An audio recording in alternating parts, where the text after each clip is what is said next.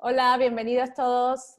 Vamos a dar 2, 3 minutitos que se conecten y que entren para no empezar antes. Les vamos a pedir, como siempre, que mantengan sus micrófonos en silencio, por favor, para evitar interferencias de sonido.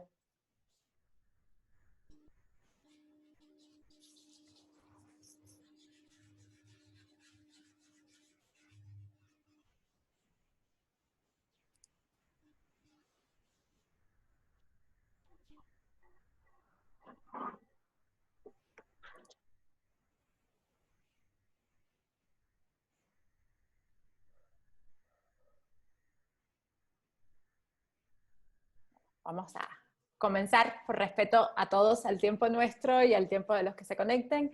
Muy buenos días, muchas gracias por estar otro miércoles más acompañándonos acá en este espacio de charlas virtuales en contextos de COVID. Esta es la semana número 13, tuvimos un parón de 2 semanas por vacaciones y ajustes, pero ya estamos de vuelta y nos engalanamos por todo lo alto con la charla que tenemos el día de hoy. Hoy nos acompaña el doctor Luis Daniel Vázquez. Bienvenido, Dani.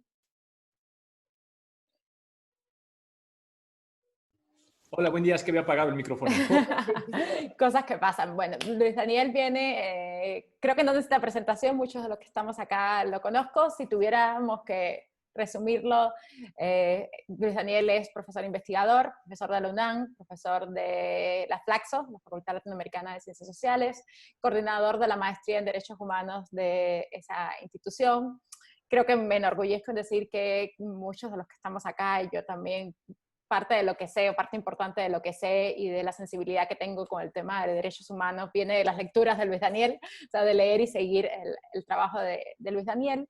Y ha tenido una profusa y muy fructífera carrera trabajando dos de los temas que más nos preocupan a todos los mexicanos, los que vivimos en México, los que no somos originalmente mexicanos, pero ya somos mexicanos por adopción y por decisión, que son los temas de impunidad, corrupción y derechos humanos en esta democracia mexicana que tenemos. Y de eso vamos a estar hablando la mañana de hoy, de esta democracia mexicana y cómo los fenómenos de corrupción e impunidad caracterizan de alguna manera las realidades que nos toca vivir a todos como ciudadanos. Daniel, el micrófono es tuyo, el escenario y la pantalla son tuyas. Para los que es primera vez que se conectan, veo algunos rostros conocidos. Les recuerdo que la dinámica es primero una intervención del ponente de unos 25 minutos, media hora, y que después a través del chat podemos estar haciéndole preguntas o tendremos espacio para las preguntas y respuestas. Adelante, Dani. Buenísimo, pues muchísimas gracias por la invitación. Me pidieron que hablara un poco sobre corrupción e impunidad, y cuando uno tiene que hablar sobre corrupción e impunidad, al menos yo siempre pienso en la democracia, en algo que he llamado la democracia a la mexicana. Entonces es lo que quería charlar con ustedes, ¿no? ¿Cómo es o cuáles son los criterios o mecanismos que yo identifico dentro de la democracia a la mexicana? A lo mejor contarles un poco cómo nació esta agenda de investigación, que de hecho estoy justamente cerrando. Nació en el 2014, el año me imagino que les permite pensar por qué, porque el 2014 es pues el año de los 43 estudiantes desaparecidos de Ayotzinapa, y es el año también de la Casa Blanca, ¿no? Que son dos de los fenómenos que han marcado la historia reciente de México. Entonces, en ese sentido, cuando estábamos, me acuerdo, en una borrachera donde siempre nacen las estrategias o los proyectos de investigación, estábamos en una borrachera y estábamos viendo con los distintos colegas defensores y defensoras de derechos humanos pues qué tipo de casos tenían y dónde estaban atorados. Entonces, algunos tenían un caso de feminicidio que estaba atorado, por ejemplo, en la fiscalía. Alguien más tenía un caso de desaparición que también estaba atorado en la fiscalía, otro más de tortura, otro más de comunidades indígenas, que también de megaproyectos y violaciones a comunidades indígenas. Y cuando nos dimos cuenta, en realidad todos los casos estaban atorados en la fiscalía. Entonces ahí fue, bueno, la bronca está en la fiscalía, que lo que tenemos que pensar es cómo vamos a poder echar a andar una política efectiva antiimpunidad. Es decir, en ese momento para nosotros fue como muy evidente que los principales patrones estructurales de las violaciones graves en materia de derechos humanos en México pasaban justamente por la impunidad. Y que en consecuencia, si queríamos modificar esas violaciones graves, lo que teníamos que modificar era ese, que es uno de los principales patrones, el de la impunidad. Sin embargo, en esos años, el concepto de impunidad todavía no era un concepto sexy, entonces pensamos en sumar a la impunidad también el concepto de corrupción, otra vez 2014, que ya hacía mucho sentido, ¿no? Ya cuando se le preguntaba a los mexicanos dónde están los principales, cuáles eran los principales problemas justo del país, la corrupción aparecía a veces como el segundo, a veces llegó a aparecer incluso dentro de los primeros lugares, ¿no? Entonces, por eso es que se formó, por ejemplo, la plataforma contra la corrupción y la impunidad. Algo que yo empujé fue que metiéramos el tema de la corrupción. Por eso también se conformó el Frente contra la Corrupción y la Impunidad. A partir de la interacción de esos dos espacios se formó después lo que se conoce como el colectivo Fiscalía que Sirva, en donde justamente lo que intentamos es modificar, ya se había realizado una reforma constitucional para que la fiscalía fuera autónoma, entonces lo que nosotros empujábamos era que tuviéramos una ley orgánica suficiente. Esa es una buena noticia porque aunque la ley se tardó casi 4 años en salir, la ley salió hasta el 2018, es una buena ley. Tan buena que a Hertz Manero no le gusta y lo que él está pensando es cómo la modificamos. Entonces eso nos dice que tenemos ahí una buena ley que lamentablemente no está siendo utilizada como a nosotros nos gustaría, pero hay una buena ley orgánica de la Fiscalía. Lo que tendríamos que hacer es tratar de construir pues esas 33 fiscalías autónomas, las 32 de las entidades federativas y la que tendría que hacerse también a nivel nacional. Entonces se conforma Fiscalía que Sirva. Y al interior de Fiscalía que Sirva comenzábamos a discutir el problema que se genera cuando tenemos unos procesos de militarización de la seguridad pública. Entonces, después de mucho discutir ahí en Fiscalía, pues la gente nos empezó a decir, miren, lo de la militarización está muy interesante, pero en realidad no tiene que ver con lo que nosotros establecimos aquí en el colectivo de Fiscalía. ¿Por qué no hacen su propio colectivo y discuten eso en otro lugar? Y así fue que en el 2017 se formó después el colectivo Seguridad Sin Guerra, ¿no? Que todavía sigue dando lata con respecto a cuáles tendrían que ser los patrones de desmilitarización de la seguridad en México. Entonces, más o menos ese es el andamiaje. Y dentro de ese andamiaje, pues yo lo que me puse a investigar, que son los últimos libros que he publicado, es la relación entre la corrupción y las violaciones a derechos humanos, entre la impunidad y las violaciones a derechos humanos. Y de las primeras cosas que hice en esa investigación, y ahora les voy a compartir mi pantalla, les voy a compartir una presentación en PowerPoint. Y uno en PowerPoint, no, ya nadie usa PowerPoint, ¿no? En Prezi. Dentro de las primeras cosas que yo me puse a darle un par de vueltas fue, ¿qué es esto de la democracia a la mexicana? ¿O cómo se conforma la democracia a la mexicana? Entonces, en breve, la democracia a la mexicana se conforma por estos 5 elementos. Lo que tenemos cuando nosotros pensamos en democracia en México, en realidad no tiene que ver con el artículo 39, ni 40, ni 41 constitucionales, no tiene que ver con lo que Lorenzo nos quiera decir desde el INE, que él yo sé que le ponen muchas ganas y mucho entusiasmo, pero en realidad la democracia en México se caracteriza por otras cosas. La democracia en México se caracteriza por estos 5 mecanismos, que es el clientelismo, la negación, la simulación, la corrupción y la impunidad. Cuando yo estaba teorizando, digamos, la democracia en México, tomen en cuenta que yo estoy pensando cómo se organizó la democracia después del 2000, después de que tuvimos el primer gobierno de oposición, pero estoy pensándolo especialmente después de él. Yo pensé que había puesto. Dame un segundo. Ya, estaba viendo que el cronómetro esté andando, porque si no, yo me sigo hablando y puedo hacerlo durante 3 horas, porque en el doctorado las clases son de 3 horas, entonces, pero ya está puesto. Les decía entonces que cuando yo estoy pensando en la democracia en la mexicana, lo estoy pensando específicamente bueno, pues en el periodo que ya podemos considerar democrático en México, que es justamente después del 2000, pero lo estoy pensando sobre todo después del 2006, ¿no? ¿Cuáles fueron como las características en específico del gobierno de Felipe Calderón?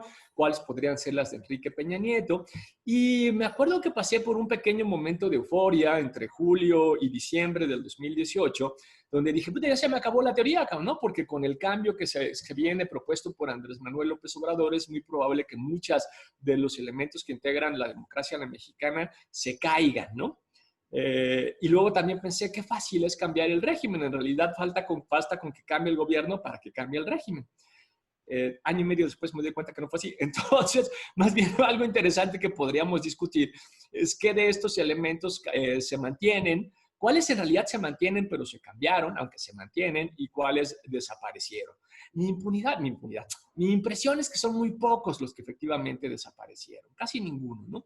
Los 5 que lo integran es el clientelismo, la negación, la simulación, la corrupción y la impunidad. Y les contaba que cuando yo lo pensaba justamente como que estos integran lo que se conoce como el marco de violaciones a derechos humanos. Luego de darle una vuelta, me parece que esto nos permite, esta forma de presentarlo es un poco más complicada, digamos, pero me parece que es más clara con respecto a cuáles son las relaciones que tenemos en esos 5 elementos que integran la democracia a la mexicana. Entonces, lo que tenemos en el centro, y eso es lo que me genera más preocupación, y que bueno, porque además sobre eso es la charla, sobre impunidad y corrupción, lo que tenemos en el centro es la impunidad, pero no es cualquier tipo de impunidad, sino una con características estructurales. Es inherente al régimen político mexicano. Lo utilizan, incluso a la impunidad le llaman un mecanismo para establecer estabilidad política. Entonces, y en realidad es una de las herencias del viejo régimen. En el viejo régimen lo que hacía el presidente entrante era tener la capacidad de decir a quién ibas a investigar, a quién no vas a investigar, a quién vas a perseguir, a quién no vas a perseguir, y a partir de eso, pues generabas justamente estabilidad política tanto con tus aliados como con tus enemigos. A tus enemigos los mantenías a raya diciéndoles, mira, bájale 2 rayitas porque este es el expediente que tenemos tuyo y en cualquier momento te lo activo, ¿no? Entonces, eso es como se generaba la idea de, en realidad no podemos llamarle justicia a eso, ¿no? Pero era como se impartía, digamos, pues las investigaciones, por lo menos en el viejo régimen. Uno esperaría que eso cambiara después del 2000 y lamentablemente no fue así. Y esto es grave porque además ese es uno de los elementos pues, centrales de la democracia. Cuando nosotros tenemos, se supone que democracia, lo que tenemos entre otras cosas es rendición de cuentas y pesos y contrapesos. Y uno de los elementos centrales de la rendición de cuentas es que cuando gana la oposición, pues va a obligar al gobierno anterior a rendir cuentas. Eso no necesariamente está sucediendo. Por eso nos está costando también tanto trabajo generar autonomía en las fiscalías, porque ya cuando lo vi con tanta claridad, uno de los problemas es que pues las fiscalías es parte de esa, es una parte muy importante de esa estructura del viejo régimen o de esa lógica del viejo régimen, para lo cual necesitas tener pues mucho control. Los gobernadores necesitan controlar a sus fiscales, el presidente necesita controlar a su fiscal, para que la administración de la justicia siga siendo una administración del poder. Claro, el gran problema es que nosotros no queremos eso. Lo que nosotros queremos, digo nosotros los investigadores que estamos interesados en que haya un Estado democrático y social de derecho, pues nosotros lo que queremos es que haya una autonomía pareja y justa, ¿no? Porque si no es así, pues digo, una justicia autónoma y pareja, ¿no? Pues que le llegue a todas aquellas personas o a todos aquellos políticos que hayan vulnerado de alguna manera la ley. Entonces, lo que tenemos arriba de la impunidad estructural es, creo que se alcanza a ver en mi cursor, aquí arriba pues son la corrupción. ¿Y cuáles son los objetivos de la corrupción? Uno con mucha claridad, pues es enriquecerse, ahí no hay demasiadas dudas, ¿no? Y ahí tenemos las casas en Estados Unidos o las cuentas bancarias en los paraísos fiscales. Y por el otro lado tenemos la idea de estructura clientelar. Me acuerdo que antes presentaba esto y hacía como mucho ruido, ¿no? Presentaba, por suerte, en la elección del 2012, se hizo ya una primera, no fue en la del 2012, perdón, fue en la del 2018. En la del 2018 ya se hizo una primera encuesta para saber más o menos la cantidad de votos que se intentó comprar. No siempre se logró, pero cuántos votos se intentaron comprar en esa elección. Y fueron alrededor de 30 millones de votos los que se intentaron comprar en esa elección del 2018. Bueno, imagínense cuánto dinero se necesita para intentar comprar, ¿no? Justamente 30 millones de votos. Y obviamente el dinero ilegal no solamente va de forma, que esta es la forma más evidente y más directa a la compra de votos, sino que pasa por muchos otros lugares en ese proceso de la construcción de las campañas. Ahora, afortunadamente, con la detención de Emilio Lozoya y con bueno, las primeras cosas que nos empezamos a enterar, ya no es tan difícil hacer esta presentación, porque antes la gente me preguntaba, pues, ¿dónde están las pruebas? ¿Cómo a ti te consta que el dinero de la corrupción se va para allá? Bueno, ahora me parece que con César Duarte, con Javier Duarte, con el propio Emilio Lozoya, pero también de forma muy clara con lo que sucede en Coahuila, con los gobernadores del Estado de México, mucho del desvío de ese dinero va a parar pues, directamente a las campañas electorales, que en el caso de Odebrecht también fue como muy claro, ¿no? Entonces, ¿para qué va a parar ese dinero ilegal proveniente de la corrupción, proveniente con mucha claridad de sobornos a las estructuras clientelares? Pues justamente para mantener los espacios electorales, porque si yo gano la elección y gano la siguiente, es decir, me perpetúo, no necesariamente como persona, pero sí como grupo político, como partido, como grupo político, lo que estoy haciendo es neutralizar, y es lo que está aquí en rojo, neutralizar la accountability vertical. ¿Qué es la accountability vertical? Bueno, esto que decía yo hace un rato, el premiar o castigar a un partido si hizo bien o hizo malas cosas en la siguiente elección, pero además de evitar no solamente que gane la oposición, sino que si gana la oposición, pues que yo sea investigado, ¿no? En la medida que se me tiene alguien de mi grupo político, yo sé que puedo seguir cometiendo las fechorías que haga falta porque pues me mantengo con la protección de ese grupo, con la impunidad estructural proveniente de ese grupo. Entonces se neutraliza la accountability vertical, entre otras cosas, y por eso tenemos aquí una línea que sube de nuevo para mantener obviamente la estructura de corrupción o para mantener la lógica de corrupción, ¿no? Entonces esta lógica de corrupción enriquece por un lado, pero neutraliza también la rendición de cuentas, la accountability vertical por el otro lado, y ayuda justamente que haya esta impunidad estructural. Por el otro lado, también tenemos a la negación y a la simulación. Esto es muy fácil de explicar, ¿no? En el caso de la negación, bueno, yo siempre hago un chiste acá, es más fácil cuando es presencial, porque les pregunto si ustedes recuerdan cuál es el primer paso cuando uno va a Alcohólicos Anónimos, ¿no? Y entonces ahí la mayoría de ustedes levanta la mano y todos nos damos cuenta que todos en realidad en algún momento fuimos alcohólicos y fuimos a alguna de las reuniones. O si no, por lo menos sabemos que efectivamente algunos de nosotros o casi todos sabemos cuál es ese primer paso. Y el primer paso es la aceptación. Entonces, ese es el problema con la negación. Cuando no aceptamos que tenemos un problema, por ejemplo, de violaciones graves a derechos humanos, de que el grueso de nuestras fiscalías se encuentran capturadas, o si no las fiscalías, pues a través de los policías de investigación, o por supuesto las policías administrativas, municipales, estatales, incluso algunos regimientos militares se encuentran abiertamente capturados por redes de macrocriminalidad. Si negamos que eso es así, el gran problema es que no podemos avanzar, ¿no? No podemos formular una política pública porque de antemano lo que estamos diciendo es que el problema no existe. Ese es el gran lío de la negación. Y el gran lío que tenemos también es que nuestra clase política normalmente se la pasa negando los problemas estructurales. Entonces, en la medida que lo niegas, pues lo que sigue después es una simulación del ejercicio del poder. Parte de esta simulación del ejercicio del poder es justamente el nombramiento de personas incondicionales al frente de órganos que tendrían que ser autónomos. Entonces, ¿qué pasa cuando tenemos un órgano autónomo de facto, perdón, un órgano autónomo de jure, que es autónomo de acuerdo con la Constitución, pero nombras a una persona que es un incondicional del gobierno? Bueno, pues de facto pierde esa autonomía, ¿no? Ese órgano que debiera ser autónomo deja de serlo, no va a hacer el trabajo que le corresponde, etcétera, etcétera. Tenemos ejemplos con muchos muy claros. Actualmente, lamentablemente, la presidenta de la Comisión Nacional de Derechos Humanos, pues es una persona que pertenece al partido, en consecuencia con eso pierde la autonomía que nosotros esperaríamos de la comisión, pero no pasa solamente allí, pasa, por ejemplo, también en la Auditoría Superior de la Federación, que tendría que ser un órgano autónomo y que, por ejemplo, yo no sé si ustedes saben que decidió que por el COVID no va a haber revisión o análisis de la cuenta pública del año pasado. Y entonces nunca había pasado esto. En 20 años nunca había pasado, 20 años de autonomía que tiene la Auditoría Superior de la Federación, nunca había sucedido que la auditoría dijera, no voy a hacer la revisión de la cuenta pública del 2019. No sabemos cómo se gastó el dinero en el 2019 porque la auditoría decidió no hacer la revisión correspondiente. Y cuando miramos cómo se nombró al auditor, bueno, pues ahí las cosas quedan claras. No sé si ustedes se acuerdan, pero fue muy discutido ese nombramiento, fue en el 2018, fue con los votos del PRI, del Partido Verde y de Morena. Y en buena medida ese nombramiento tiene mucho que ver pues con la necesidad justamente de nombrar a un auditor que cuidara las espaldas, tanto del PRI como de Morena. Entonces, nosotros nos opusimos fuerte a ese nombramiento, ni modo, fue el que quedó y esos son los resultados. Y así como tenemos esos dos nombramientos, tenemos muchos otros, por ejemplo, de ministros y ministras en la Corte, en fin, de órganos que tendrían que ser autónomos, pero que en la medida que nombras un incondicional, pues obviamente dejan de serlo. Aquí yo puse puros ejemplos porque son los más actuales de Morena en el gobierno federal.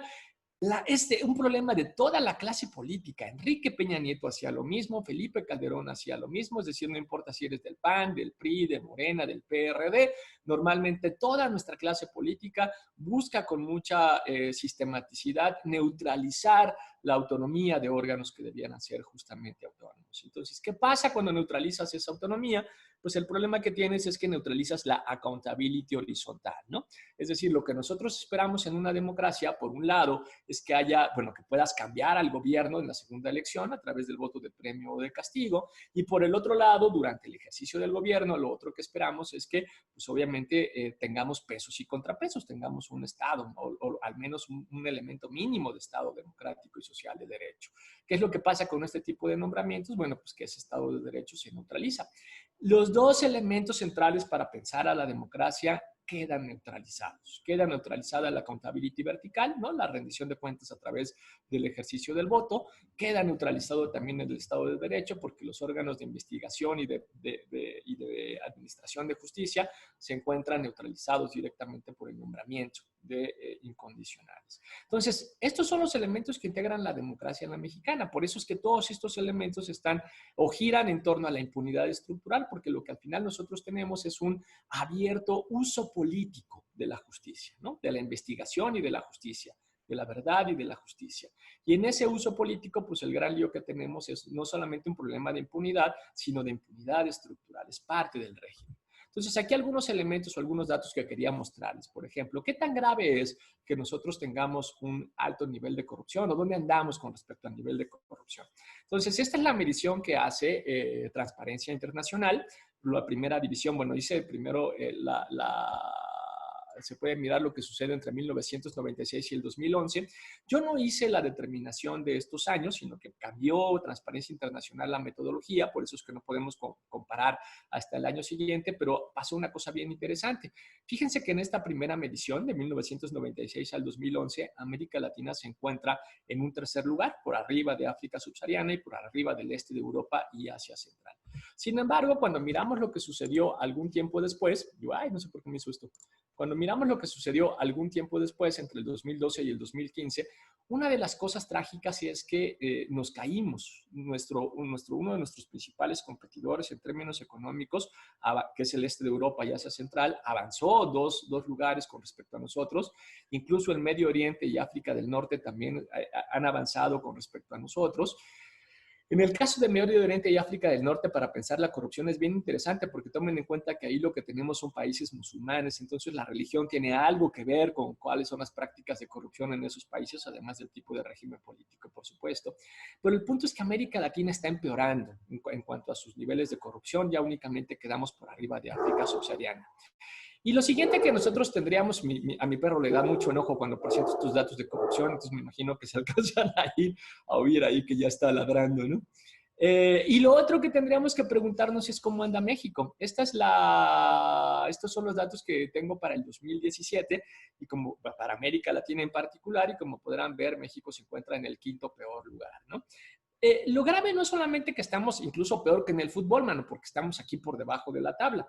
No solamente es que estamos peor que en el fútbol, sino que además estamos cayendo. Y eso es en realidad lo trágico. Cuando nosotros miramos cuál es la tendencia que nosotros tenemos en México, desde el 2008 tenemos un punto de caída. Nuestro mejor momento lo vivimos en el 2002.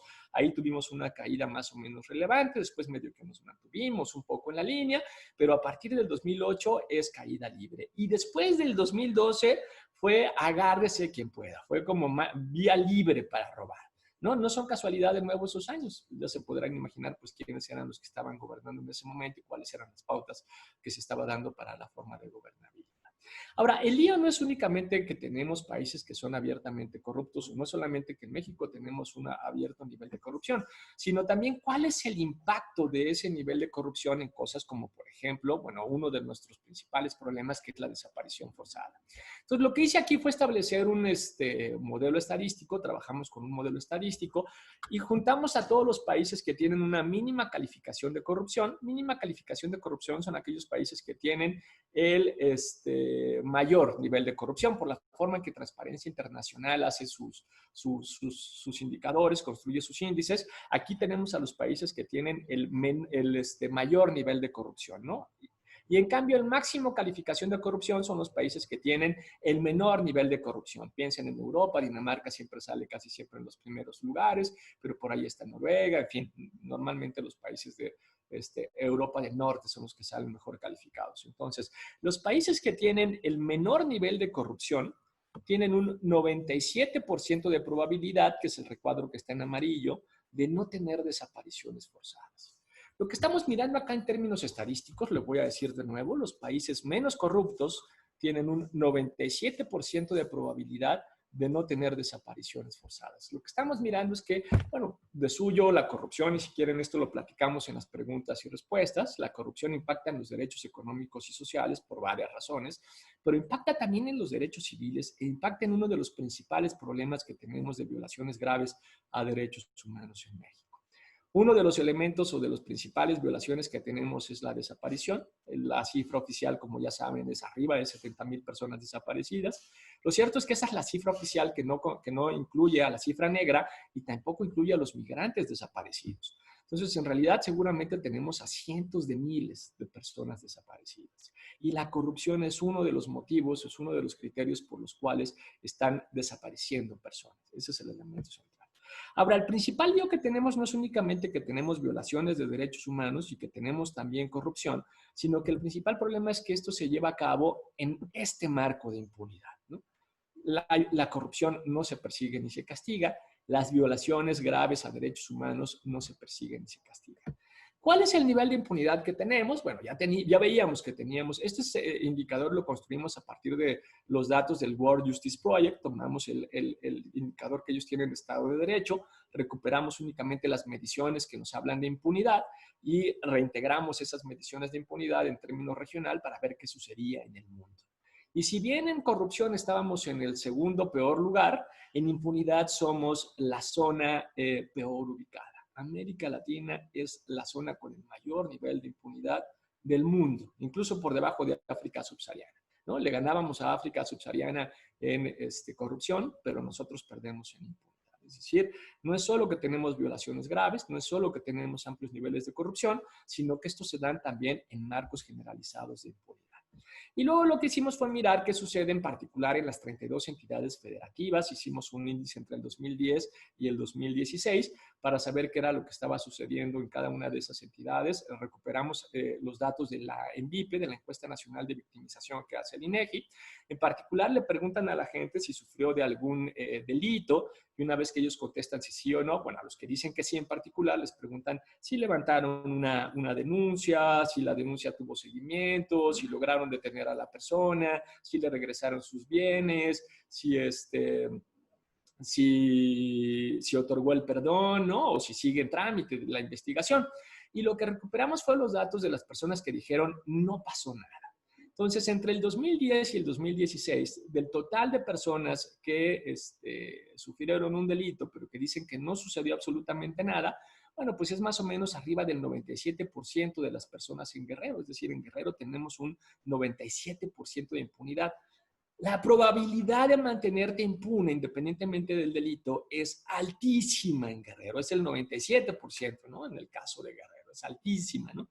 Y uno podría decir, bueno, del otro lado tenemos a Baja California, el mejor posicionado, no le va tan mal. Bueno, no le va tan mal, en realidad le va también bastante mal, es casi el 92%.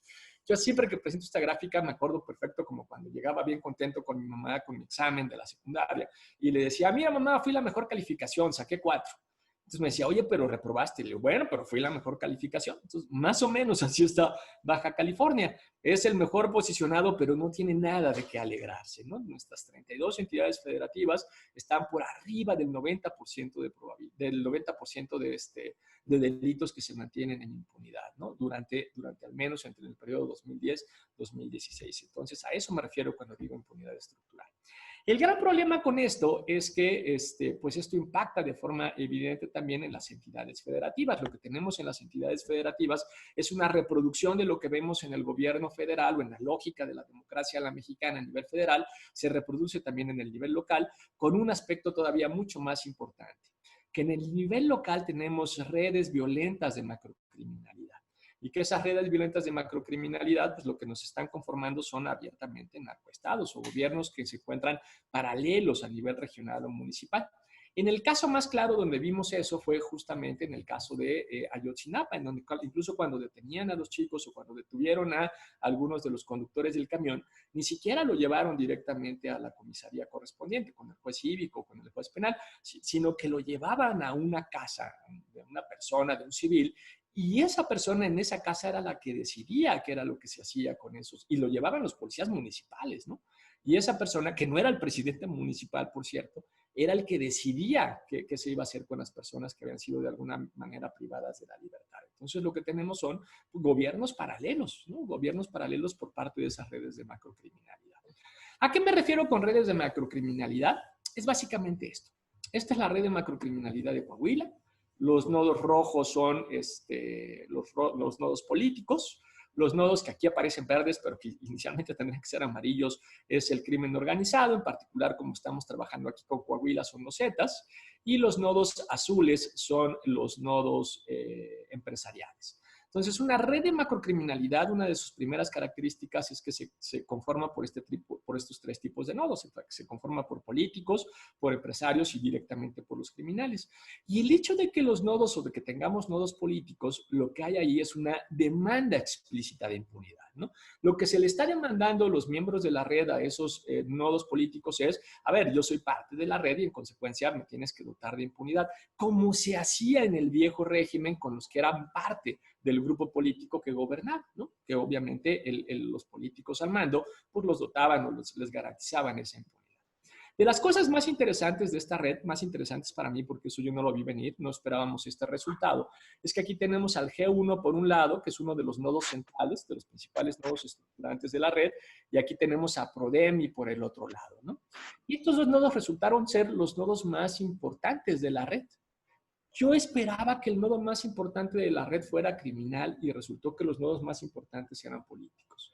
De ahí que en el libro que se derivó de esta investigación, lo digo sistemáticamente, es muy importante, más importante que la detención de los nodos criminales, es la detención de los nodos políticos y empresariales, porque si no detienes a esos nodos, los nodos criminales de alguna manera se pueden modificar, pues poner a nuevos actores criminales al frente mientras mantengas la estructura política y la estructura criminal, por eso digo, la estructura empresarial. Por eso no basta con detener a las cabezas, lo que acaba de suceder, por ejemplo, ahora en el caso de Guanajuato para el cártel Santa Rosa de Lima, sino que lo que necesitas hacer es desmantelar la red. Tenemos que pasar de la detención de las cabezas, tenemos que pasar de la investigación de un delito o de la detención de las cabezas al desmantelamiento de las redes. De lo contrario, lo que va a suceder si mantienes la estructura política y mantienes la estructura empresarial es que lo que antes era el cártel de Santa Rosa, ahora va a ser el cártel Jalisco Nueva Generación,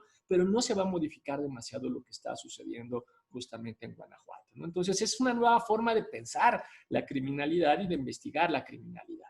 Y lo mismo sucede, por ejemplo, o más bien esta es una parte como de los principales hallazgos en la fortaleza o la relevancia que tienen estos nodos de carácter político, ¿no? Por ejemplo, nosotros pensábamos que los principales acotaciones iban a estar entre los criminales y los empresarios, que en el cuadro aparecen hasta abajo, y resulta que efectivamente la totalidad pues es relevante, tienen 73 nodos. Sin embargo, no sean el número, el grupo o los dos grupos más numerosos. Los dos grupos más numerosos son los empresarios y los políticos, con 81, mientras que los criminales y los políticos son bastante menos, son solamente 48. Entonces, aquí los más numerosos son los empresarios y los políticos.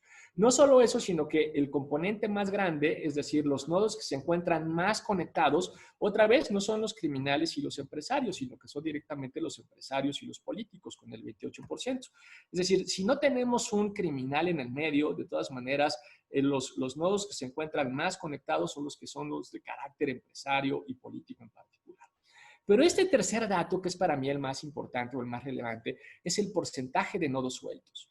Y cuando nosotros miramos únicamente a los criminales y a los empresarios, cuando no hay un político en el medio, resulta que el 72% de los nodos queda suelto, no se encuentra vinculado en la red. ¿Qué quiere decir? Bueno, quiere decir justamente que los políticos son los intermediarios entre los criminales y los empresarios. Y eso se ve aquí en esta figura de forma más evidente, cuando tienes por este lado al grueso de los nodos criminales, tienes aquí en el medio a los nodos políticos y luego tienes hacia arriba, tienes justamente a los nodos empresariales, ¿no? Los políticos hacen la intermediación entre los nodos criminales por un lado y los nodos empresariales por el otro lado. Por eso es que es muy importante pensar en desmantelar la red, ¿no? Entonces, cuando nosotros estamos, y con esto ya estoy terminando, cuando nosotros pensamos en el encubrimiento, más bien en la democracia a la mexicana y en particular en la impunidad estructural, en lo que yo estoy pensando es en el uso político de la justicia. El principal problema que estamos teniendo hoy en México es el uso político de la justicia. Lo mismo del presidente con respecto a su fiscal que de los gobernadores con respecto a sus fiscales locales. Les decía de nuevo que es un problema de toda la clase política. Por eso es que esto se hace también más complicado, porque si fuera un problema de un partido o de un gobierno en específico, que era lo que yo pensé, ¿no? De forma ingenua, pues basta con que la oposición gane la siguiente elección y ya está, cambia la lógica, ¿no?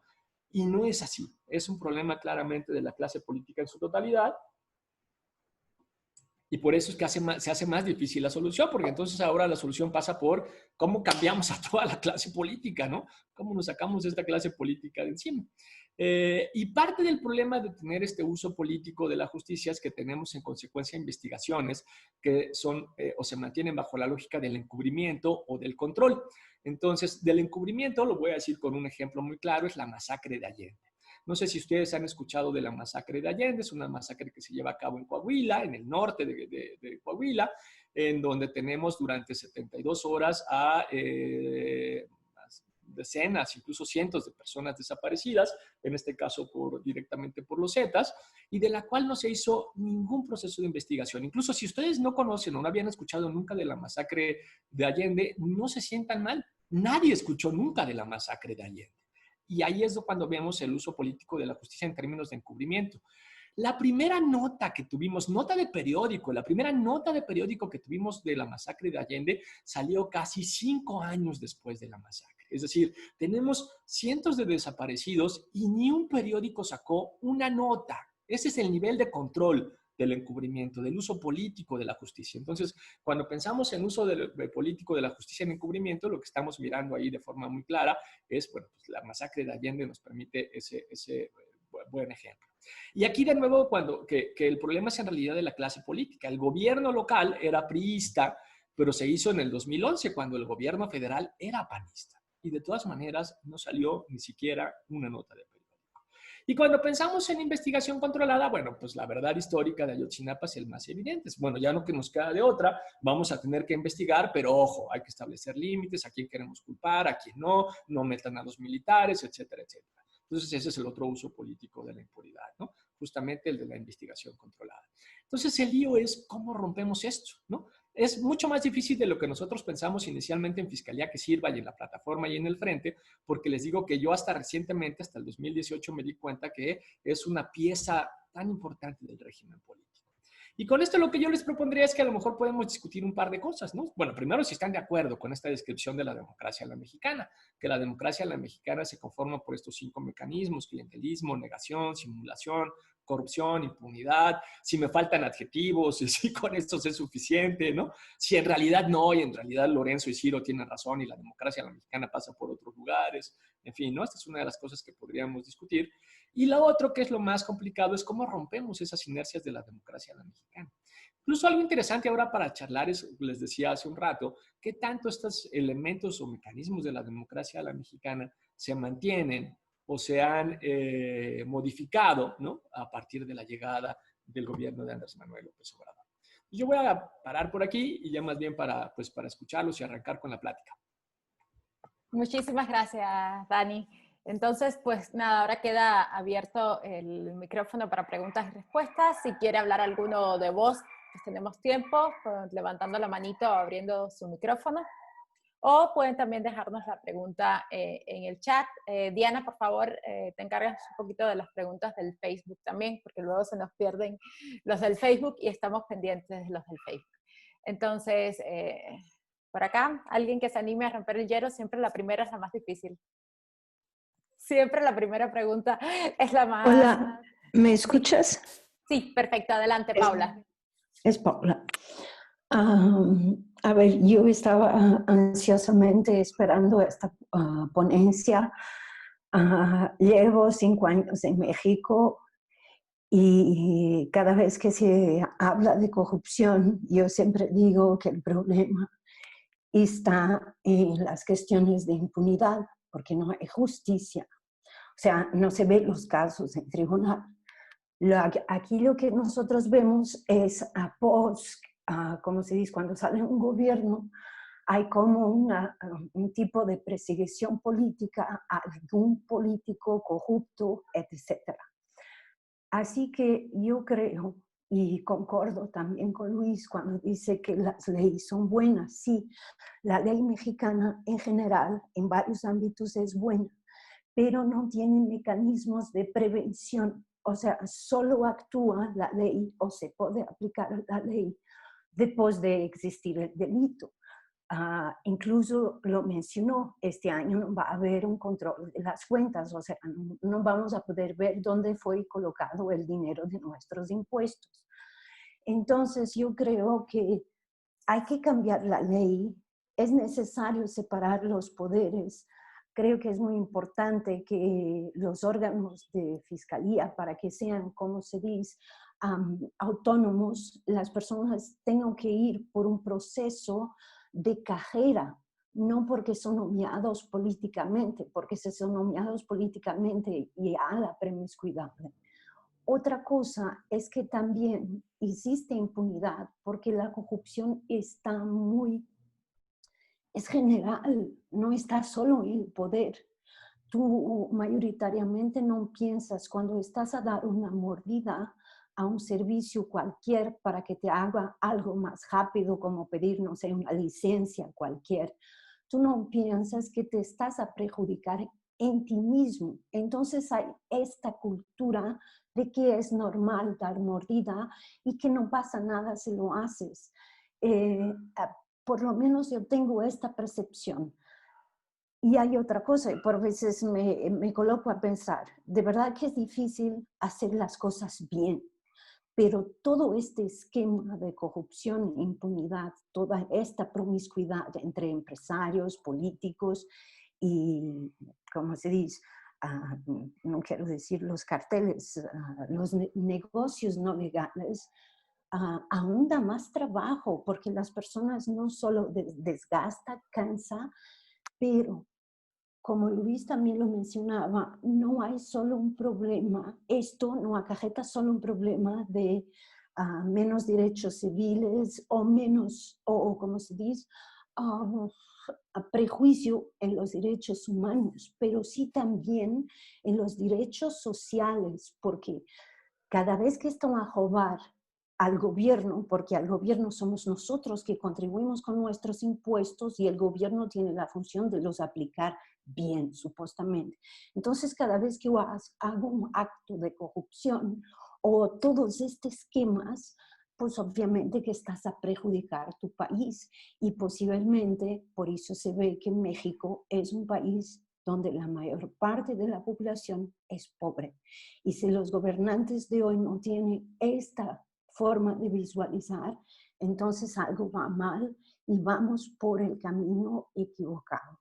Así que hay que haber prevención, fiscalía y esa cosa de que los políticos tienen inmunidad tiene que acabar.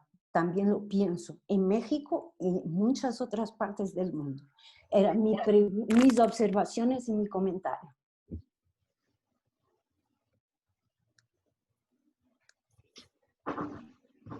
Listo, ¿algún otro? Tenemos un comentario por acá también. ¿Sí me escuchas, Daniel? Me te perdí en la lista. Sí, sí, no, te escucho, Ya, te escucho. ya Pasa es que que como estoy tomando nota, pegué la cara al... Sí, te me perdiste de pronto. Pero sí, estoy tomando nota de las preguntas y de los comentarios. Leo una que tengo en el chat y luego le doy la palabra a Carlos. La pregunta del chat de Veracruz es la pregunta. Alguien que comenta un poco su experiencia. Me di cuenta de al estar en un tribunal administrativo en que se prescribe el delito también, entonces se conjuga con el ocultamiento del cometimiento del delito. Y cuando pasa la administración, que se haga una demanda, ese delito ya prescribió. Coincido en que hay que cambiar la ley. Y esto es solo en materia administrativa, o sea, por lo que entendí que efectivamente dentro del mismo tribunal hay la forma de pues, acomodar los casos y los términos de los expedientes para ocultar ciertos procesos y que cuando llegue otra administración pues ya no haya posibilidad de juzgarlo. Entonces es un comentario que te hacen desde el chat. Carlos Hernández, no sé si gustas abrir tu micrófono. Muchas gracias. Gracias. Felicidades al doctor Daniel. La verdad que siempre es un gusto escucharlo, aunque no tengo el gusto de conocerlo. Creo que coincido con todo lo que él dice. Yo tuve la oportunidad de trabajar en Naciones Unidas en México y abrir todo el componente anticorrupción. Y una de las cosas que encontramos era como bien comenta el doctor, cómo la corrupción primero se negaba y no se hablaba de ello. Yo empecé en este trabajo desde 2004 y tuve que cambiar el conversatorio con todos los actores que tenía que interactuar. Recientemente me fui a estudiar una maestría y regresé y empecé a enfocarme más en la corrupción desde un punto de vista penal, porque creo que en México, además, el combate a la corrupción y su prevención está muy enfocado en un punto de vista conductual, de que todo es una mala conducta, pero no necesariamente un delito.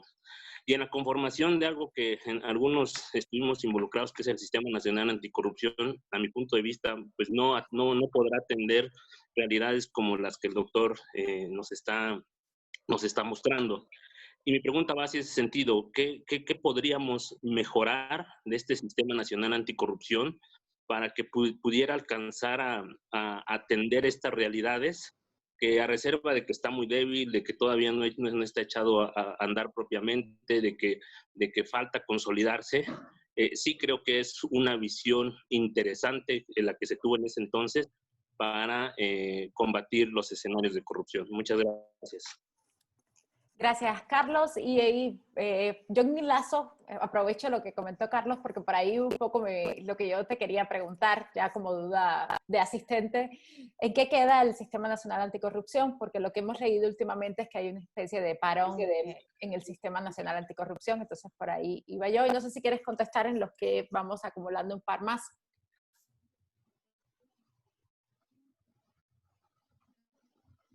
Sí, ya estoy prendiendo cámara y video. Sí, con gusto. A ver, comienzo con lo de Paula. Me parece que tiene toda la razón cuando dice que tenemos que poner como más énfasis en la prevención. Yo creo que va por ahí. Tendríamos que generar mecanismos de prevención. Para tener más mecanismos de prevención, lo que necesitamos es mejores diagnósticos para poder saber cómo se están generando, sobre todo, bueno, a mí me parece que en este momento lo más importante es combatir estas redes de macrocriminalidad, independientemente de que estas redes de macrocriminalidad sean o no violentas, porque puede suceder que sean muy violentas, como pasa con los cárteles, pero puede suceder que sean redes de macrocriminalidad únicamente para cometer actos de corrupción. Entonces, esas no necesariamente son violentas, pero lo que tendríamos que combatir es estas grandes redes de macrocriminalidad, entre otras cosas porque son los que tienen el mayor tipo de impacto. Entonces, tendríamos que conocer muy bien cómo se estructuraron estas redes, cuáles son sus dinámicas, cuáles son sus lógicas regionales, cómo actúan, cómo están integradas, para identificar cuáles fueron los incentivos para la creación de ese tipo de redes. Reitero que muchos de esos incentivos vienen del viejo régimen, y para modificar justamente esos incentivos. De alguna manera, un mecanismo de prevención es justamente el bajar los niveles de impunidad, el saber que sobre todo cuando tienes estos grandes mecanismos de criminalidad, pues vas a ser investigado, vas a ser perseguido y en su caso vas a ser sancionado. La sanción efectiva de un acto ilícito se convierte en el mediano, pero sobre todo en el largo plazo, se convierte en un mecanismo de prevención, pero entiendo lo que Paula estaba diciendo y creo que tiene razón. Creo que tendríamos que tener mejores mecanismos de prevención. De hecho, siempre que yo me especializo en materia de derechos humanos, entonces siempre que doy una charla, lo que yo digo es que yo espero que yo sea absolutamente inútil para la sociedad, ¿no? Que en algún momento el trabajo que yo hago ya no sirva para la sociedad. Porque pues en ese momento va a querer decir que en realidad vamos a tener muy pocas o casi ninguna violación en materia de derechos humanos, por lo que ya nos tendremos que dedicar a otra cosa, por lo que probablemente el fenómeno tendrá que pasar a otro lugar. Y eso lo que requiere son pues precisamente mecanismos efectivos de prevención. Algunas cosas se están haciendo, ¿no? Las alertas de género, por ejemplo, para pensar en, digo, con todas las limitaciones, debilidades y las cosas que no sirven de las alertas de género, pero quiero poner más bien un ejemplo de cosas que se han intentado en términos institucionales como mecanismos de prevención, pero que no necesariamente han funcionado como quisiéramos. Sin embargo, el comentario de Paula me sirve para presentar algunas de las conclusiones que yo tuve de la investigación, porque hasta que estaba escribiendo, por cierto, déjenme aprovechar para hacer el anuncio, el libro, en realidad yo quería que saliera solamente un libro sobre corrupción, impunidad y violaciones a derechos humanos, pero cuando estábamos terminando el texto sobre corrupción y violaciones a derechos humanos, pues ya llevábamos como 300 hojas y faltaba meterle la parte de impunidad que iban a ser otras 200. Dije, bueno, si nos sale un pinche tabique de 500 páginas, nadie va a querer comprar esto porque va a salir carísimo. Entonces, mejor hay que parar acá, publicamos la investigación tal como está de corrupción y violaciones a derechos humanos y luego publicamos uno segundo de impunidad y violaciones a derechos humanos. Entonces, así se fue el de corrupción hace un par de años, salió en el 2018 por Peter Lang, y el de impunidad y violaciones a derechos humanos lo vamos a publicar en el Instituto de Investigaciones Jurídicas de la UNAM y ya está en la fase final. O sea que yo espero que en un par de meses ya tengamos ese libro. Y la muy buena noticia además es que como va a estar en el Instituto de Investigaciones Jurídicas de la UNAM, es un libro de acceso digital gratuito. Entonces va a estar buenísimo, ahí yo les aviso por redes, lo vamos a poder bajar todos. Pero cuento todo esto más allá del comercial, porque hasta que estaba escribiendo la última parte, las conclusiones sobre impunidad en México, de ese libro, me cayó el 20 de la tipología de la impunidad y de que tenemos que tener mucho cuidado cuando hacemos los diagnósticos. Entonces, ahí, por ejemplo, ya pude yo identificar los 6 distintos tipos de impunidad que tenemos, ¿no? Podemos tener impunidad por macrocriminalidad, podemos tener impunidad por relaciones políticas, podemos tener impunidad por cultura organizacional de corrupción, por cultura organizacional de normalización, por cultura organizacional burocrática y por falta de capacidades del órgano encargado de la investigación y de la administración de justicia. Y es importante que no son excluyentes. Podemos encontrar un órgano en donde estén todas. Podemos encontrar una fiscalía en donde operen absolutamente todas las distintas formas de impunidad, pero es importante saber cuáles son las que operan, porque dependiendo de frente a qué causal de impunidad te estás enfrentando, es el tipo de medidas que tienes que tomar en particular para por lo menos que esa fiscalía funcione. O que digo fiscalía, pero aplica para cualquier órgano encargado de investigación administrativa, para cualquier órgano encargado de responsabilidad, porque esa es otra cosa importante. Fíjense que cuando yo pienso en impunidad, en lo que pienso es en la comisión de una acción ilícita que no fue sancionada, ¿no? La ausencia de sanción frente a un acto ilegal. Entonces, la sanción no necesariamente tiene que ser penal. Nosotros estamos muy acostumbrados a que cuando pensamos en impunidad, pensamos en que la responsabilidad va a ser penal y efectivamente esa es la más importante, pero puede ser penal, puede ser administrativa, puede ser civil, puede ser laboral, puede ser de derechos humanos, puede ser incluso política, ¿no? Porque también hay mecanismos de responsabilidad política. Y lo grave en México es que pareciera que ninguno funciona, ¿no? No hay ni responsabilidad de derechos humanos, ni civil, ni administrativa, ni laboral. Pareciera que ninguna funciona, ¿no?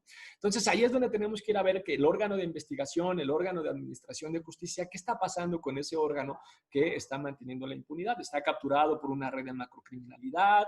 O sin estar capturado por una red de macrocriminalidad, simplemente no tiene autonomía o de jure o de facto o ninguna de las dos y entonces tiene que obedecer, digamos, al gobernador o al presidente en turno y entonces ahí tenemos impunidad por relaciones políticas. O lo que sucede es una cultura organizacional por corrupción, ¿no? Por ejemplo, en el caso de la justicia penal, esa es bien evidente. Todo tiene un costo en la justicia penal desde que te detienen hasta el reclusorio y va aumentando el costo dependiendo del momento en el que te encuentras. Entonces, por ejemplo, si recién estás detenido, que te suelten puede costarte más o menos 2,000 o 3,000 pesos. Depende de qué es lo que te hayan sembrado, ¿no? Si ya dieron aviso de que tienen un detenido que van a presentar, pues ahí sube el monto más o menos a 15 o 20. Si finalmente te llevan al Ministerio Público, dependiendo otra vez del por qué te llevaron, puede costarte hasta 50,000 pesos, ¿no? Que cambien un kilo de cocaína por azúcar glass en el dictamen, bueno, cuesta más o menos como 50,000 pesos, ¿no? El dictamen pericial que modificado, que el Ministerio Público no apele una sentencia que fue favorable a ti, bueno, eso también tiene un costo. Finalmente, que llegues al reclusorio y no quieres hacer fajina, eso cuesta, o no quieres comer rancho, eso tiene un costo, o quieres una celda un poco menos hacinada, eso también tiene un costo. Entonces, ahí lo que tenemos es una cultura organizacional de la corrupción y el órgano, y esto es lo muy importante, el órgano está incentivado no para investigar, no para procurar justicia. El órgano está incentivado para obtener una tasa de ganancia para los operadores de justicia. Entonces, ahí lo que tenemos que cambiar es toda esa serie de incentivos que modifican los objetivos del órgano, ¿no? ¿Por qué? Pues porque obviamente pues el objetivo final que debiera ser el de investigación, el de procuración de justicia, simple y sencillamente desaparece. Entonces ahí lo que tenemos que analizar es cuál es la cadena de incentivos y los mecanismos procesales que crearon esa cultura organizacional, cómo los vamos a desmontar y cómo vamos a montar unos nuevos mecanismos de incentivos que vayan acorde a los objetivos finales de la institución correspondiente. Esto a veces se puede hacer, a veces no. A veces lo que toca y lo más sencillo es desaparecer al órgano, como desaparecieron, por ejemplo, la policía de tránsito en Azerbaiyán o como desaparecieron, por ejemplo, a la policía secreta cuando se unificó a Alemania, porque modificar la cultura organizacional de sus instituciones era básicamente imposible. Incluso cuando nosotros proponíamos, ¿qué es lo que hacemos ahora que vamos a pasar de las procuradurías a las fiscalías? Lo que nosotros proponíamos es, nos decían, ¿qué hacemos con los que trabajan en las procuradurías? Nada, o sea, no los contraten, ¿no? Lo que necesitamos es gente nueva, porque si los pasas de la procuraduría a la fiscalía, lo que va a suceder es que toda la lógica de incentivos y la cultura organizacional que queremos abandonar, pues se va a venir al nuevo órgano. Lamentablemente, como ya saben, pues esa la perdimos, ¿no? Entonces, pero tenemos que identificar entonces si la impunidad es por macrocriminalidad, si es por relaciones políticas, si es por cultura organizacional de corrupción, si es por normalización. Por ejemplo, hoy en México la tortura es una práctica generalizada, lo que quiere decir que todos los órganos policiales torturan. No importa si es una policía administrativa, municipal, estatal o federal, no importa si es un militar o la marina. Bueno, últimamente tenemos casos de tortura incluso hasta de la policía bancaria y de valores, mano, ¿no? Todas las policías torturan. Entonces, ahí el problema que tenemos es que en los órganos de investigación la tortura es algo normal, es un mecanismo de investigación, ¿no? Mientras que, por ejemplo, en Estados Unidos investigan para detener, en México detienen para investigar. Y la forma de investigación en esas detenciones, te detengo, te torturo, y ese es mi mecanismo de investigación.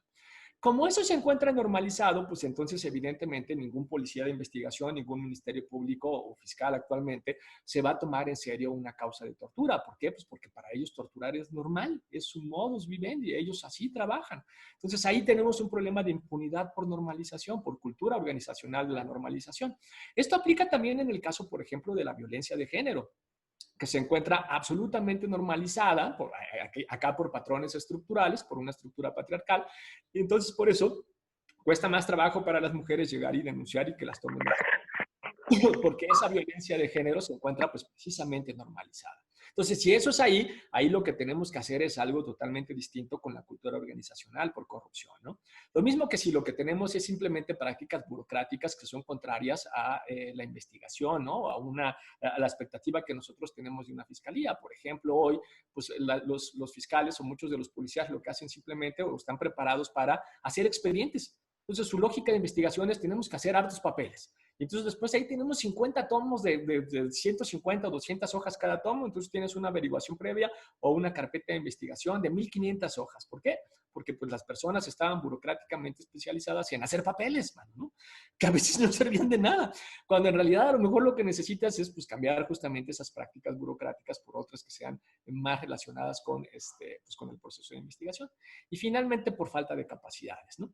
Entonces me pareció importante comentarles esta tipología de las causas de la impunidad. Bueno, primero porque estoy muy contento, porque según yo esto es uno de mis principales hallazgos en ese libro que les contaba. Pero segundo, porque si no hacemos un buen diagnóstico, podemos cometer el error, por ejemplo, de pensar que el problema que tiene un grupo de policías de investigación es falta de capacidades y entonces los capacitamos no solamente con adiestramiento, sino que les damos, por ejemplo, armas más potentes, qué sé yo, alguna cosa así. Y resulta que el problema que tenían esos policías no era falta de capacidad, sino que se encontraban capturados por redes de macrocriminalidad. Entonces, lo que estamos haciendo es fortalecer un cuerpo de policía que en realidad opera a favor de una red de macrocriminalidad. Así de grave puede ser nuestra política antiimpunidad si no tenemos un buen diagnóstico. Entonces, ahí es que tenemos que tener mucho cuidado. Perdón que me alargué con esto, pero me parece que era como interesante presentarles las causas de la impunidad, la importancia de un buen diagnóstico y la necesidad de tener políticas diferenciadas si estamos frente a alguno de estos distintos tipos de causas de impunidad.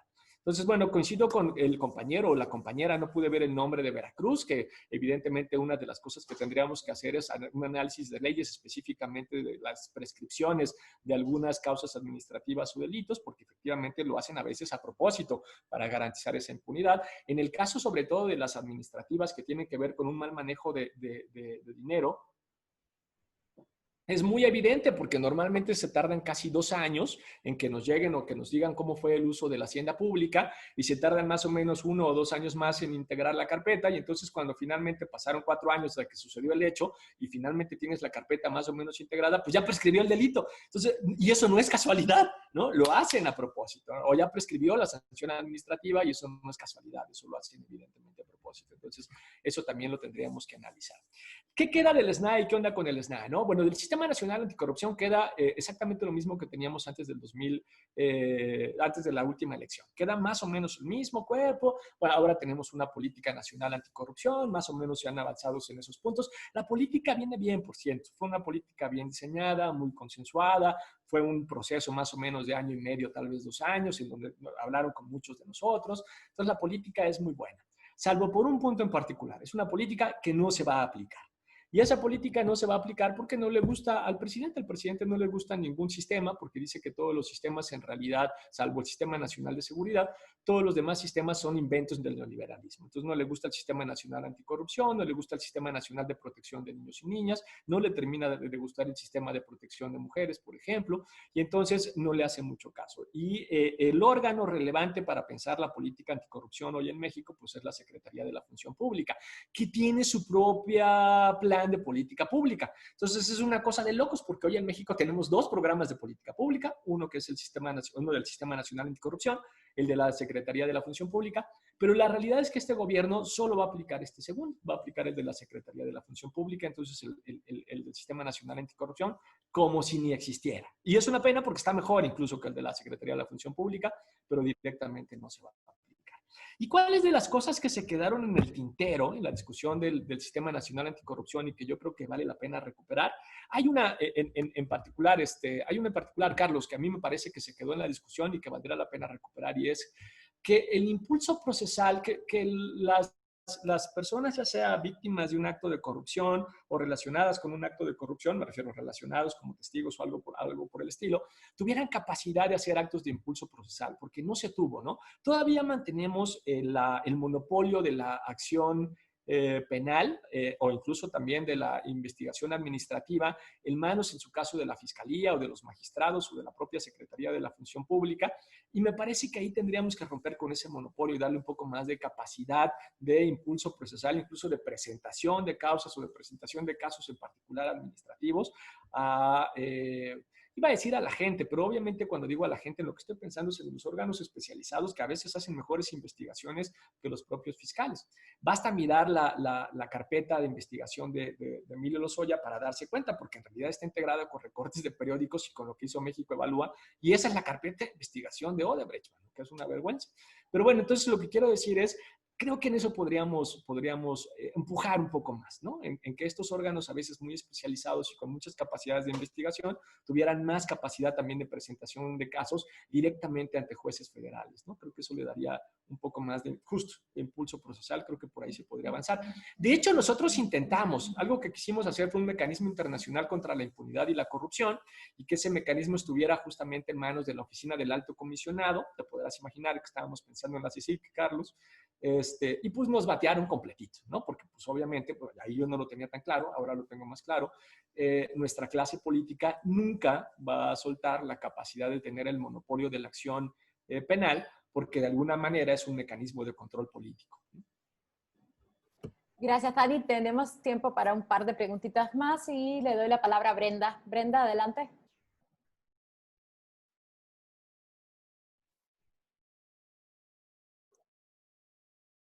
Brenda, ¿sí estás? Gracias, perdón, sí, estaba conectando el silencio. Hola, ¿qué tal?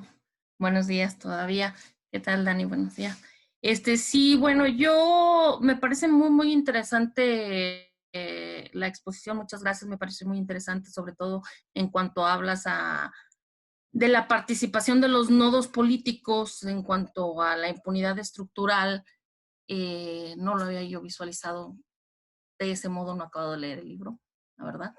Y creo que tiene mucha razón, pero me surge una preocupación, una duda muy importante, y además lo visualizo en cuanto a mi propio estado, ¿no? San Luis Potosí, que ha sido como, bueno, he visto yo la historia del Sistema Nacional Anticorrupción, y aquí en el sistema del Estado anticorrupción no hemos podido llevarlo a cabo nunca. No tenemos en este momento un fiscal anticorrupción.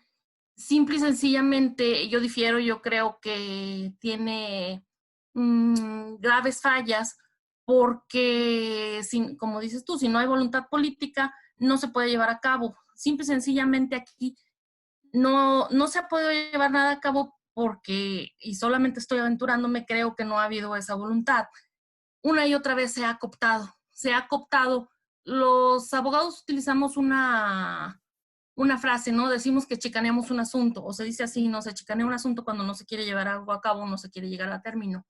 En el sistema estatal anticorrupción, simple y sencillamente para llevar las cosas a término, para no llevarlo a término, se hacen malas cosas, no se hacen conforme a términos, luego se van a amparos, se detienen y demás.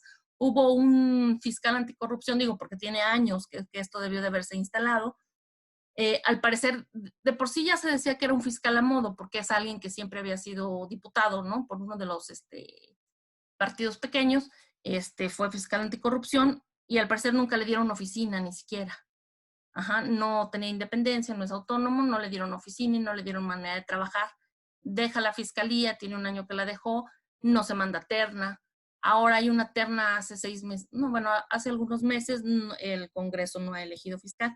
Simple y sencillamente se detiene. Entonces, en los 6 años que van a concluir ahora en 2021, el sistema nunca se activó y no se va a activar. Ajá, no se va a activar porque de todas maneras a quien van, o sea, a la persona que van a elegir como fiscal anticorrupción igualmente es un fiscal a modo.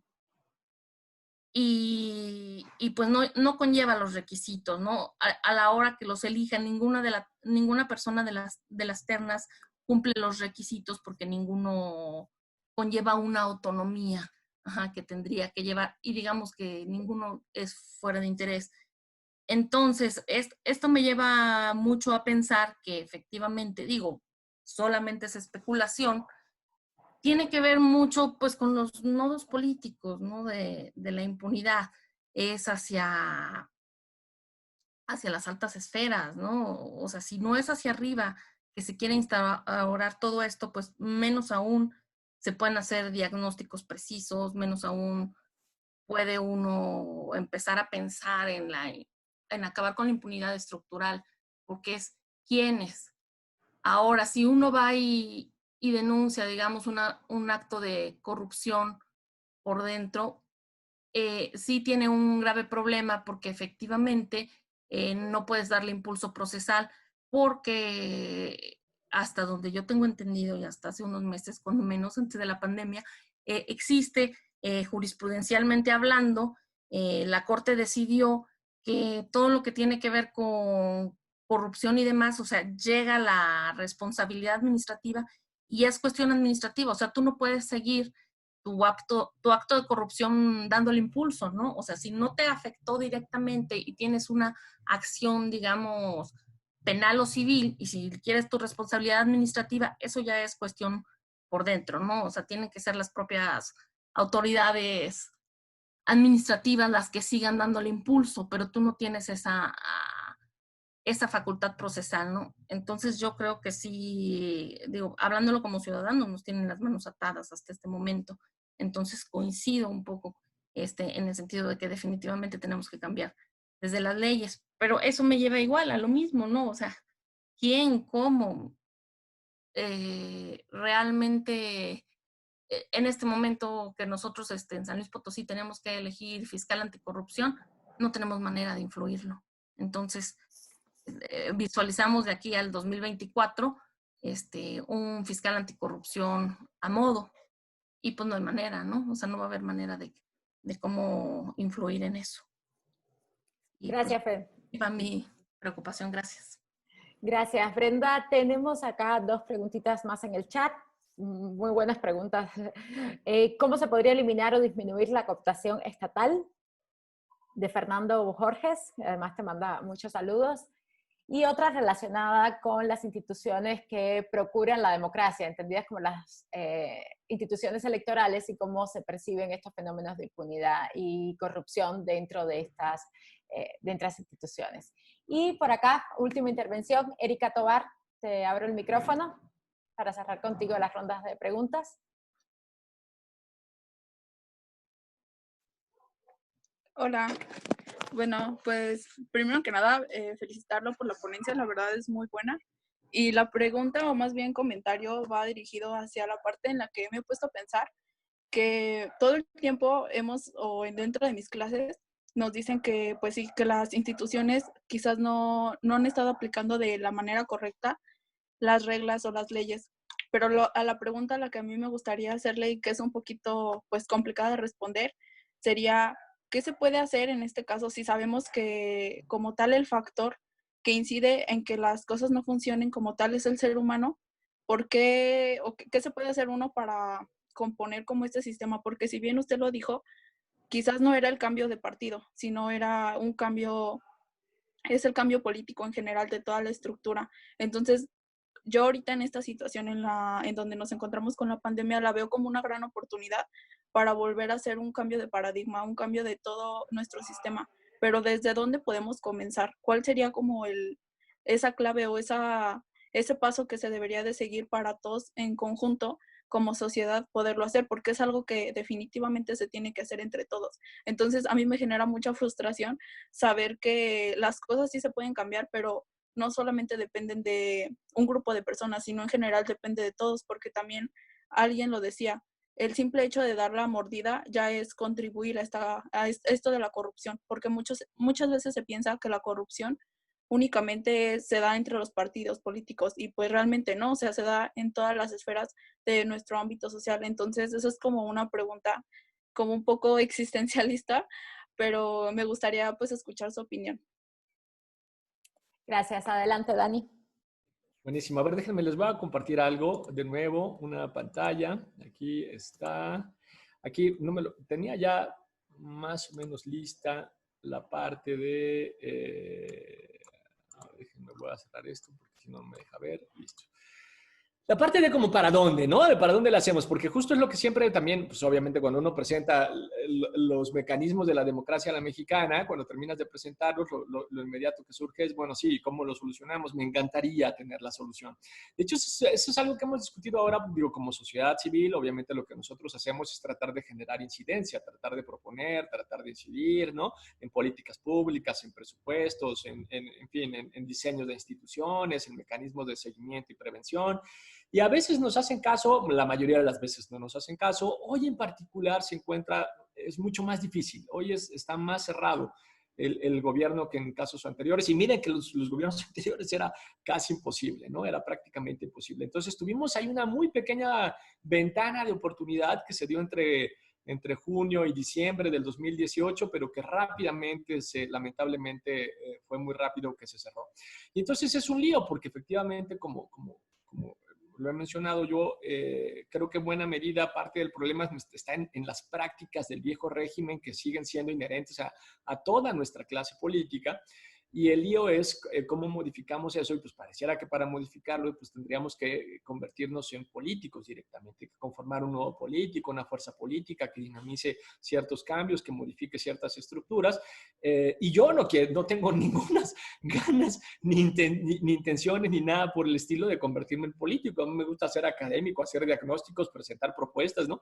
Entonces es como muy complicado porque justamente ustedes debieran estar tomando tales decisiones y la respuesta normalmente es, pues si a ti te parece que esa decisión es la adecuada, pues maestro, compite por tu curulca, ¿no? O compite porque el partido que tú estás impulsando gane. Entonces eso lo hace muy difícil, lo hace muy, muy complicado. Pero bueno, la pregunta en general en la que le hemos estado dando vueltas, pues es justamente esa: cómo se puede recuperar o reconstruir el Estado democrático y social de derecho, cómo se puede aminorar la capacidad de incidencia de las redes de macrocriminalidad, que de alguna manera me parece en bona lo que varios de ustedes, ¿no? Lo que Brenda, lo que en fin, varios ahí decían, cómo disminuimos el nivel de cooptación o de captura, qué hacemos cuando no hay voluntad política, pues es eso, ¿no? Es como, ¿cómo hacemos para reconstruir ese Estado democrático y social de derecho y disminuir la capacidad?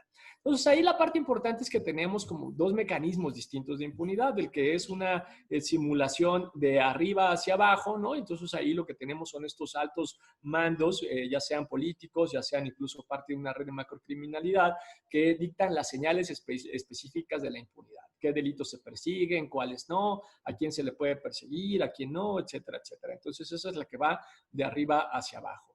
Y al mismo tiempo tenemos la simulación que va de abajo hacia arriba, que es justamente la de la cultura organizacional por corrupción, por normalización, en donde en realidad eso lo determinan los servidores públicos. Parece que esto tampoco le gustó a mi perro. En donde eso lo determinan los servidores públicos. Entonces, la cosa es que tenemos que trabajar ambas, porque si no lo que puede suceder es que por ahí tengas un gobierno que sí tiene voluntad política, que está echado para adelante, que sí tiene muchas ganas, pero los servidores públicos no te van a ayudar. ¿Por qué? Porque ellos mantienen una cultura organizacional de la corrupción o de la normalización o directamente burocratizada, ¿no? En cuyo caso, pues eso no va a avanzar. Entonces, lo primero que tenemos que tener claro es que se trata de dos dinámicas y lo que nosotros necesitaríamos modificar son esas dos dinámicas.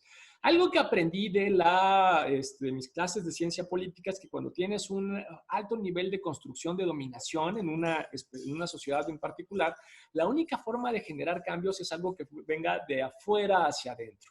Y en ese algo que venga de afuera hacia adentro, lo que nosotros propusimos precisamente fue la necesidad de crear estas dos medidas. Por un lado, una para impulsar la verdad, una Comisión Nacional de la Verdad, y por otro lado, para poder impartir justicia, un mecanismo internacional contra la impunidad. Por cierto, que esto fue lo que lo venimos trabajando nosotros desde hace 2 o 3 años en la plataforma contra la impunidad y la corrupción.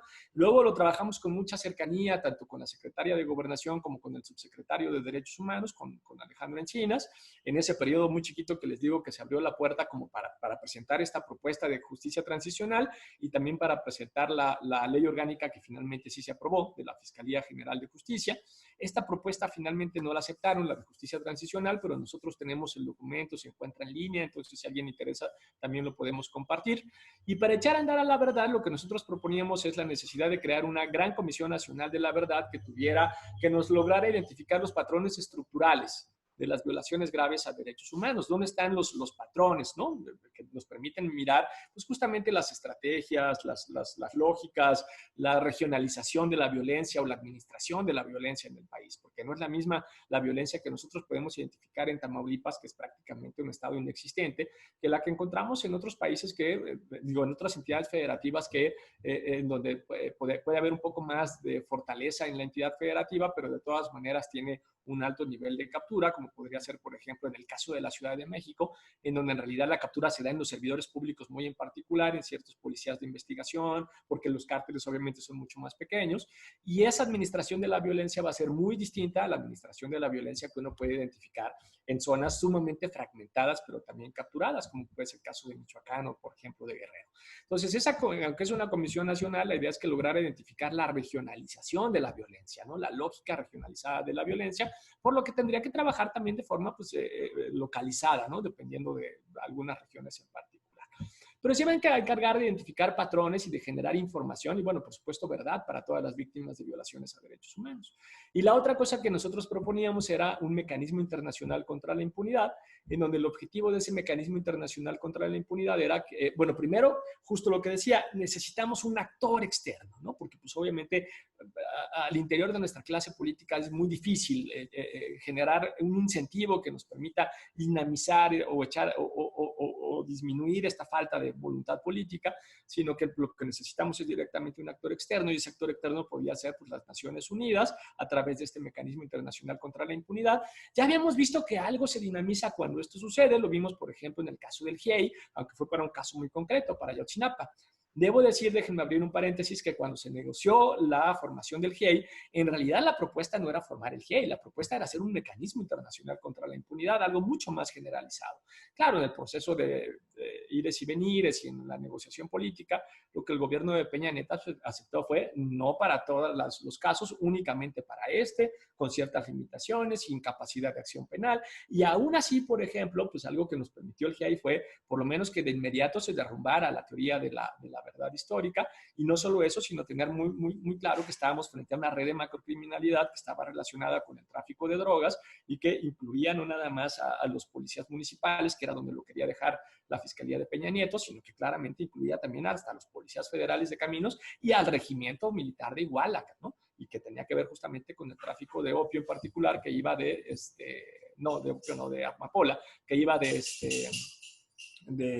Guerrero hacia Chicago, ¿no? Entonces, y eso lo logró el GIEI, ¿no? Entonces, un mecanismo internacional contra la impunidad nos podría dar como muchos más elementos justamente para romper estas inercias o para generar inercias distintas, ¿no? Entonces, voy a dejar de compartir. Entonces, creo que por ahí es que podríamos avanzar, porque lo que veo en ustedes o lo que escuchaba en algunas de estas últimas preguntas es algo que no crean, a mí también me genera muchísima bronca, que es cómo salimos de esta, ¿no?